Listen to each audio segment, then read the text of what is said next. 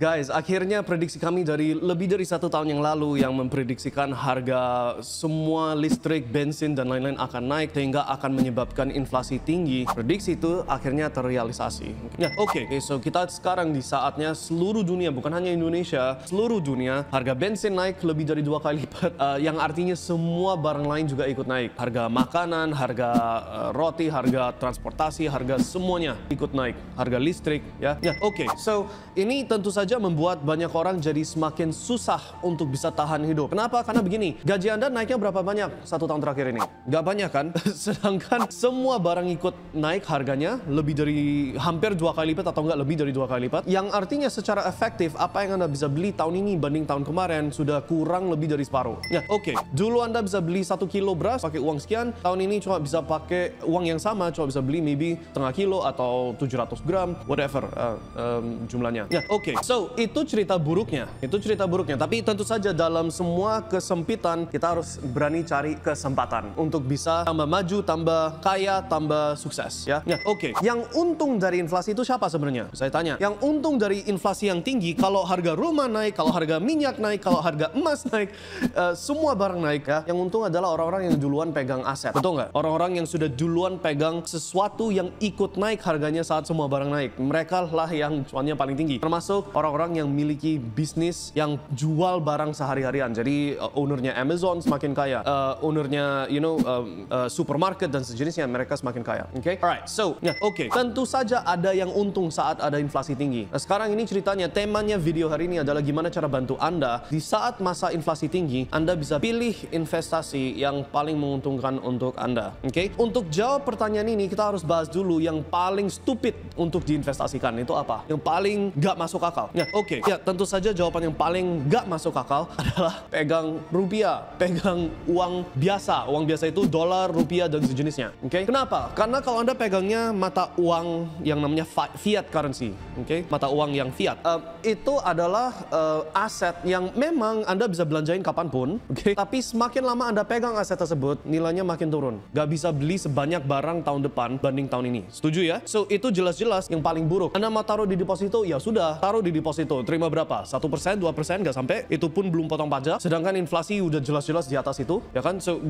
janganlah pilih uang sebagai aset yang Anda simpen sebagai harta Anda, oke? So, oke, harus parkir ke sesuatu yang bukan uang. Apa? Reksadana. Reksadana hasil tahun 2022 2,24% menurut Google ya, Google Search. Oke, so itu juga nggak begitu favorit. Ya, nggak akan taruh Anda di posisi yang semakin kaya, taruh di reksadana. Oke, so apa itu aset yang bisa kita pilih? Ya, oke. Untuk jawab pertanyaan ini ada beberapa kriteria yang harus diperhatikan. Oke, dan ini udah mulai masuk ke tips-tipsnya ya. Ya, oke. Yang pertama adalah kriteria nomor 1. Harus pilih aset yang sepanjang sejarah, oke, kita omong long term, 10 tahun, 20 tahun ke belakang, dan di plotting ke depan juga akan sama hasilnya. Kenaikan harga aset tersebut setidaknya mengalahkan kenaikannya yang namanya inflasi ini. Kenaikan harga barang umum. Oke? So, di antara semua aset-aset yang ada, apa itu aset-aset yang naiknya setidaknya setara atau lebih dari inflasi yang asli? Bukan yang dilaporkan, tapi yang asli. Ada beberapa aset. 1, properti. Oke, rumah memang bukan cuma rumah ya, tanah yang produktif dan pabrik dan sejenisnya. Commercial property. Kalau kita plotting 20 tahun, 10 tahun, 30 tahun ke depan, kenaikannya harga properti setidaknya setara sama inflasi atau lebih. Oke, itu fakta. So, oke, properti itu salah satu opsi. Emas, memang 10 tahun terakhir geraknya nggak terlalu banyak. Tapi kalau kita omong 100 tahun terakhir, kenaikannya harga emas jauh di atasnya inflasi. Oke, so emas itu opsi juga, emas dan perak terutama. Ya, oke. Saham, kalau kita ngomong saham perusahaan individu, sahamnya Apple, sahamnya Tesla, atau individual company, TBK yang spesifik, itu justru bukan aset yang tahan lama. Oke, ya, oke. Kalau kita ngomong ke Google Search, terus cari apa itu usia rata-rata perusahaan TBK, kurang dari 15 tahun zaman sekarang, 18 tahun atau berapa gitu, ya. Ya, oke. So, zaman sekarang kalau Anda pilih TBK spesifik, kayak say Amazon atau apa, itu bukan aset yang ujung-ujungnya bisa diwariskan di long term, oke? So, yang lebih aman adalah untuk masuk ke yang namanya index fund. Index fund itu semacam kayak S&P 500 atau Nasdaq, di Indonesia IHSG dan sejenisnya. Itu artinya Anda taruh uang Anda di basket, keranjang saham-saham TBK, Misalkan S&P 500 berarti top 500 TBK di Amerika. Dan kalau salah satu di antara 500 perusahaan ini jatuh, bangkrut atau pilot, nggak ngaruh ke nilai aset Anda. Oke? Indeks saham secara rekam jejak naiknya lebih tinggi daripada inflasi. Itu benar. Dan yang keempat adalah cryptocurrency. Kalau kita ngomong di antara semua aset, kita bisa plotting harganya Bitcoin lawan S&P 500, mesti menang Bitcoin. Bitcoin lawan Nasdaq, mesti menang Bitcoin. Bitcoin lawan property, mesti menang Bitcoin. Bitcoin lawan emas, mesti menang Bitcoin ya. So di antara semua aset yang kenaikannya paling banter secara rekam jejak ya, adalah Bitcoin. So, itu pilihan aset-aset yang Anda bisa pilih yang sifatnya benar-benar pasif, parkir duit Anda, diam merem mata, daripada pegang rupiah, daripada taruh di reksadana, setidaknya pegang aset yang harganya makin lama makin naik. Nah, proporsi mau ke yang mana saja, mau 100% ke properti, 100% ke emas, atau mau 20% ke setiap jenis aset, itu haknya setiap individu masing-masing untuk pilih. Ya, tapi kalau kita ngomong secara data yang jelas, berdasarkan data, Bitcoin yang naiknya paling banter di antara semua aset. Nah, itu tinggal pilih, mau berapa persen kemana. So itu tips pertama, pilih aset yang harganya makin lama makin naik, setidaknya setara atau lebih dari inflasi. Yang kedua, dan ini kalau saya boleh bilang justru lebih penting, adalah pilihlah aset yang Anda sendiri nggak harus ikut cemplung masuk, urusin aset itu, supaya asetnya bisa naik. Atau tambah berharga. So, kalau saya pilih aset yang mana aset itu butuh saya kerjain itu. Beli bisnis misalkan, beli restoran, ternyata aku harus ikut masak, kalau nggak bisa cuan. Itu bukan aset. Itu namanya beli kerjaan sendiri, paham ya? So, kalau pilih aset yang kita sifatnya long term pasif, ya, pilihlah aset yang benar-benar sifatnya aku bisa merem mata 20, 30, 40 tahun ke depan. Kalau aku mau wariskan ke anak saya, mau wariskan ke cucu saya, mau jual supaya bisa pensiun, ya, barangnya mesti ada. So, kalau kita ambil definisi itu, ya, properti jelas-jelas. Asal gak kena perang seperti, kayak contoh orang-orang yang Rusia beli properti di London, misalkan ya. Ini real story, ya, real story. Orang dari Rusia, bilioner, beli properti di London, kena perang Ukraina, pemerintahnya London, UK, mereka ambil ahli properti milik bilioner Rusia. Yang gak tentu mereka memihak sama Putin, gak tentu memihak sama perangnya Ukraina, properti dan asetnya mereka hilang. So asal gak kena seperti begitu, asal kayak sebaliknya, Ukraina kena perang sama Rusia, kalau Rusia menang dan menguasai Ukraina, propertinya Ukraina yang dulu milik warga negara Ukraina, kemungkinan besar dimiliki sekarang sama orang Rusia, betul ya? Didistribute kembali. So, di luar kejadian itu, di luar kejadian perang, di luar kejadian politik dan intervensi oleh pemerintah, properti adalah aset yang dapat diwariskan. Emas itu juga aset yang tahan panjang sekali. Kita omong 5.000 tahun terakhir sampai sekarang emas masih ada. Siapa itu yang pegang emas sampai sekarang adalah orang yang mesti pegang barang yang sama ya. Jadi dalam hal itu asal bisa disimpan dengan baik. Kayak contoh tahun 1930-an di Amerika, United States, orang-orang yang simpen emas di safety deposit di bank disita sama si pemerintahnya saat dihukumkan masyarakat gak boleh pegang emas ya. So asal bisa simpen dengan baik, taruh di bawah kasur, taruh di berangkas atau sejenisnya, emas mesti oke. Kalau kita ngomong saham, ya dapat lembar saham atau ya dapat unit stock ETF atau sejenis itu. Tapi kalau bursa untuk jual belikan saham itu tutupnya mungkin karena kena perang tutup atau kena emergency darurat atau sejenis itu, bursanya tutup gak bisa dibuang, baru jadi masalah. Tapi di luar urusan itu, ETF mesti indeks saham seperti S&P 500, Nasdaq dan sejenisnya, itu aset yang 50 tahun ke depan mesti ada barangnya. So yeah, that's still okay. And then of course yang keempat, cryptocurrency. Selama Anda pegang dalam wallet Anda dan nggak bodoh-bodoh sebar kode rahasia Anda atau password Anda untuk akses kripto Anda, itu juga jenis aset yang 50 tahun ke depan, 100 tahun ke depan, setidaknya untuk Bitcoin ya, yang lain-lain nggak bisa omong yang sama, tapi setidaknya Bitcoin 120 tahun ke depan barangnya masih ada dan bisa diwariskan. Oke? So, ya oke. Itu kategori atau tips kedua. Tips ketiga adalah bisa dibawa kabur dan dapat dijual dari manapun asetnya kalau dibutuhkan. Percuma kalau Anda sudah parkirkan duit Anda di sejenis aset, ya kan? Terus pas Anda butuh duitnya karena darurat, kondisi darurat, nggak bisa dibawa dan nggak bisa dijual. Ya, percuma kan? Ya oke. Dengan definisi seperti gitu, ini semua jatuhnya ke persepsi Anda seperti apa. Dan silahkan kasih komen Anda di comment section ya, apa itu prediksi Anda ke depan. Tapi kalau kita ngomong prediksinya, oh akan ada perang, ya tentu saja kita mulai tanda tanya, bagus gak untuk pegang banyak properti kalau ada perang, atau kalau ada let's say hyperinflasi, terus tahu-tahu hyperinflasi ini menyebabkan protes, demo. Ini aku harus hati-hati gak kena sensor atau gimana ya, tapi katakanlah ada kejadian seperti begitu, ya oke. Terus Anda yang punya properti di daerah itu yang kena krisis, ya gampang dibuang nggak? Gampang dibawa gak? Ya, so ini tergantung persepsi. Kalau Anda gak rasa, oh ini dunia ini akan fine-fine aja. Kalau Anda persepsinya zaman sekarang persis sama kayak zaman 20 tahun yang lalu, 30 tahun yang lalu. Kalau itu persepsi Anda, ya silakan nambahin banyak properti. Kalau saya pribadi, kalau Anda tanya pendapatan saya lihat dunia ini sekarang udah jelas-jelas ini lagi men-trigger krisis di seluruh dunia. Sehingga kita bisa lihat negara Mesir, Pakistan, Bangladesh, Tunisia, banyak sekali negara, Venezuela, Ukraina obviously, banyak negara yang bukan menuju kolaps, sudah kolaps, masyarakatnya sudah berantem, sudah protes, sudah bakar-bakar gedung. Ya oke. So kelihatan jelas bahwa arahnya akan ke arah sana. Terus oke, so tips ketiga harus bisa bawa asetnya kabur kemanapun yang bisa dijual kalau butuh dana itu. Ya berarti properti sudah bukan yang top priority, ya kan?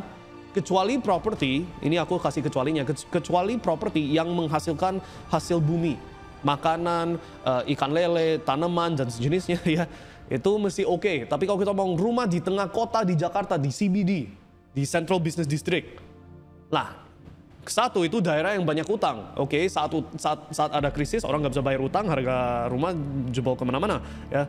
Satu itu. Kedua, kalau ada krisis makanan jadi susah dibeli, bahan bakar jadi susah dibeli, orang mau tinggal di kota nggak? Ya, so kelihatan jelas, oke, properti harus dikurangin. So apalagi yang bisa kita pilih? Right? Emas bisa dibawa kabur asal bisa lolos X-ray. Ya, oke. Yakin nggak Anda bisa bawa kiloan emas lewat bandara Indonesia ke negara lain? Yakin lolos X-ray-nya? Nggak dicek? Gak diperiksa apa ini barangnya, terus ketika sudah ketahuan, oh ini emas, ternyata negaranya Indonesia butuh emas, ini sekarang haknya negara atau dipinjam sama negara. Ini kita omong hypothetical ya, tapi sudah beneran terjadi di Pakistan atau Bangladesh, aku lupa. Kalau nggak salah Pakistan, mereka ambil emasnya masyarakat, si pemerintahnya. Ya. Oke, so kalau emas, kiloan emas mungkin susah, tapi kalau kita ngomong kayak 10 gram atau 100 gram masih gampang taruh di kantong, di bawah sepatu atau apa, masih gampang lolos X-ray. Kalau udah omong kiloan emas, ya itu susah. Saham sudah jangan ngomong lagi. Kalau Anda pegangnya saham, mau jual dari luar negeri, kalau bursanya tutup ya mau apa lagi? Ya stuck dananya, gak bisa dijual, gak bisa dibuang. So di antara semua aset yang terbukti paling bisa dibawa kemana-mana, yang paling portable, justru cryptocurrency, Bitcoin. Ini kita omong, lihat aja ke Twitter saat Ukraina kena perang. Ini kita omong awal-awal banget, sekitar Februari Maret lah. Pas kena krisis itu, terus ada masyarakat Ukraina harus kabur ke Kazakhstan, harus kabur ke negara lain supaya selamat, jiwanya selamat. Yang mereka bisa bawa cuma apa? Gak bisa pakai kartu kreditnya, gak bisa bawa dolar atau uang Ukrainanya. Yang mereka bisa bawa hanya cryptocurrency-nya mereka, Bitcoin-nya mereka, Ethereum-nya mereka. So itu jelas-jelas aset yang dapat dibawa kabur kemana-mana kalau butuh. Ya kan? Nah, itulah alasan-alasannya. Dari hanya penjelasan sederhana ini baru 3 tips ya. Dari penjelasan ini Anda langsung bisa kelihatan kan? Itulah kenapa kami di Mindstack itu sangat memihak kepada cryptocurrency dan crypto mining. Ya, oke. Yang pertama, harganya naik jauh di atas kenaikan aset yang lain. Kedua, barangnya bisa diwariskan, bisa tahan lama sekali, terutama Bitcoin. Yang ketiga, dapat dibawa kabur kemanapun seluruh dunia dan dicairkan di seluruh dunia. Ya kan? Nah, tips yang keempat adalah, dan ini mungkin yang terakhir untuk video ini ya, kalau kita sudah tahu ini masa inflasi tinggi, Ya, inflasi tinggi dalam arti bukan cuma inflasi biasa, tapi inflasi yang mana menyebabkan orang nggak bisa beli makanan, ekonomi jadi shutdown, masyarakat jadi protes dan sejenisnya. Kalau kita tahu itu, maka poin keempat adalah kita nggak mau ambil resiko utang untuk bisa mengontrol aset yang kita mau beli. Kenapa? Karena utang itu sifatnya kepastian uang keluar, sedangkan nggak ada kepastian uang masuk. Oke. Nah, kalau kita omong contohnya kayak property, real estate, apalagi kalau kita omong di negara kayak Australia yang mana bunga KPR sekitar 5% sebagai contoh. Biasanya orang logikanya adalah, oke, aku akan invest ke property. Kenapa? Karena iya memang kena bunga 5%, tapi kalau aku sewakan rumah tersebut, dapat sewa yang mem-cover atau membiayai bunga yang harus saya bayar. Ya kan, itu logika yang umum. Kalau Anda tanya saya 20 tahun lalu, 30 tahun yang lalu, strategi itu bagus gak? Jawaban saya, ya of course itu bagus. Kenapa? Karena kasarnya Anda dapat aset gratis. Anda dikasih duit dari bank, bisa beli aset yang bunganya dibayar sama hasil aset itu, yaitu disewakan atau sejenisnya. Nah, itu kan utang yang bagus. Itu kan artinya Anda dikasih uang gratis dari bank, secara kasar. Dan barangnya makin lama makin naik juga. Ya, oke. Tapi di saat ada bener-bener krisis, perang, ekonomi shutdown, dan sejenis itu. Yang dulunya gampang sewa, jadi kosong. Lihat aja contohnya Bali pas kena COVID. Berapa banyak villa yang nggak bisa disewakan. Oke, kalau Anda nggak ada utang, no problem. Kalau sudah punya utang, itu 2 tahun nggak bisa sewakan propertinya. Itu baru cuma pandemi. Belum kita pikirkan resesi, krisis, dan sejenisnya. So, kalau Anda sudah ngerti itu, mau nggak ambil banyak utang, miliki aset yang ada kepastian harus bayar ke bank atau ke lender, ke peminjam, tanpa ada kepastian uang masuk, ya kan? So, kalau kita ngerti itu, ya berarti pilihan aset Anda jadi makin berkurang. Properti bukan berarti jangan sama sekali beli properti ya. Kalau Anda ceritanya mau beli tanah yang menghasilkan hasil bumi supaya at least ada kepastian ada makanan, bisa kabur ke sana, itu beda cerita. Tapi kalau kita ngomong, aku mau agresif sekali pinjam 80% dari nilai rumah ini, dan rencana saya sewakan dan kos-kosin terus dapat hasil dari situ. Good luck, serius. Di masa ekonomi dan politik yang lagi stabil itu bagus. Di masa ekonomi yang lagi jelas-jelas lagi menuju krisis, itu bahaya banget. Oke, so artinya parkirkanlah duit Anda di aset-aset yang nggak perlu pakai utang, yaitulah emas, ETFs atau indeks saham, dan cryptocurrencies, right? And then of course, opsi yang keempat adalah peralatan atau fisik mesin yang produktif, oke? Alat pabrik yang bisa hasilkan sesuatu, ya kan, jauh di atas modal yang dibutuhkan. Alat mining cryptocurrencies itu juga mesin yang Anda invest yang hasilkan lebih daripada uang yang masuk untuk beli mesin itu. Ini semua jenis aset-aset yang oke, itu boleh karena nggak perlu pakai utang untuk mengontrol aset tersebut dan memenuhi semua syarat yang lain. Mudah-mudahan setelah kita bahas beberapa tips ini ya, Anda jadi semakin terbantu dan semakin sadar lah. Ini kita bukan di ekonomi yang normal. Oke, judulnya kita sekarang di new normal, tapi new normal ini sama nggak sama 20 tahun lalu? 15 tahun lalu, jangankan 15 tahun lalu, sama nggak kayak 2 tahun lalu? Udah beda total ya. So, strategi untuk menghadapinya harus beda. Tapi setidaknya dengan Anda pegang prinsip-prinsip yang sudah kita bahas di video ini, pilih asetnya nggak keliru, nggak salah. Ya, bisa lebih ada edukasi. Oke, at least aku ada syarat-syarat yang perlu pakai untuk filter ini aset yang bisa tahan inflasi atau enggak, ya. Nah, di antara semua itu kalau Anda mau dibantu sama Mindstack, tentu saja kita bantu, ya. Jadi kalau Anda mau kunjungi mindstack.id, di situ kita sudah ada solusi-solusi untuk Anda bisa hasilkan uang lebih banyak daripada taruh di properti, di emas, di apa, melalui yang namanya crypto mining, ya. Anda bisa chat ke tim kami di situs kami juga, ya. Tapi semoga itu bantu Anda, dan kalau Anda suka dengan materi ini, jangan lupa kita sudah ada banyak materi lain di YouTube channel kami. Kita juga ada beberapa konten edukasi di situsnya mindstack.id juga yang Anda bisa cek di deskripsi video ini. Sampai jumpa di video selanjutnya dan sukses selalu.